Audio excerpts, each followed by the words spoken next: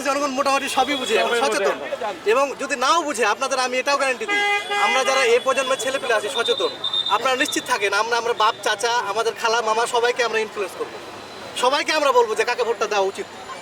So এগুলো আপনারা, আমার কাছে মনে হয় যে আপনারা অভিনয় না করে বাস্তবতা আসেন, বাস্তবায়ন করেন, বাংলাদেশকে পরিবর্তনের জন্য যা করা দরকার তাই করেন। গত এক বছরে, আমি আবারও বলছি, গত এক বছরে যা করেছেন আপনারা, যা করেছেন তার প্রমাণটা আজকে পাচ্ছেন, রাত 8টা-9টার ভিতরে পেয়ে যাবেন। এবং আগামী 6 মাসের ভিতরে আপনারা কে কি করবেন তার প্রমাণ পাবেন জাতীয় নির্বাচনে। সো এটা মাথায় রেখে এগিয়ে যান। আমি চাই বাংলাদেশপন্থী দল, বাংলাদেশকে যারা ধারণ করে, বাংলাদেশকে যারা ভালোবাসে, বাংলাদেশকে সামনে এগিয়ে নিয়ে যেতে চাই। এখানে এই বাংলাদেশের মানুষ, আপনারা জানেন যে 90% মানুষ বাংলাদেশের মুসলিম।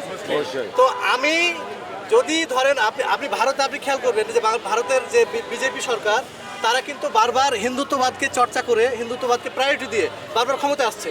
আমাদের কোনো মাথা ব্যথা নাই।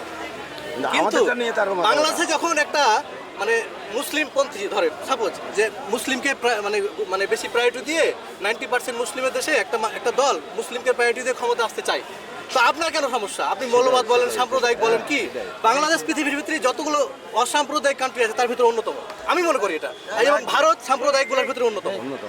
তো আমার কথা হচ্ছে যে ভবিষ্যতে যদি ইসলামিক দল বা বাংলাদেশে যদি ইসলামপন্থী মানুষ, যারা ধর্মভীরু মানুষ, তারা যদি মনে করে যে ইসলামের দিন কায়েম হলে বাংলাদেশে ভালো হবে, তো আপনার বেজাদার কোনো এখতিয়ার নাই, আপনার কোনো অধিকার নাই।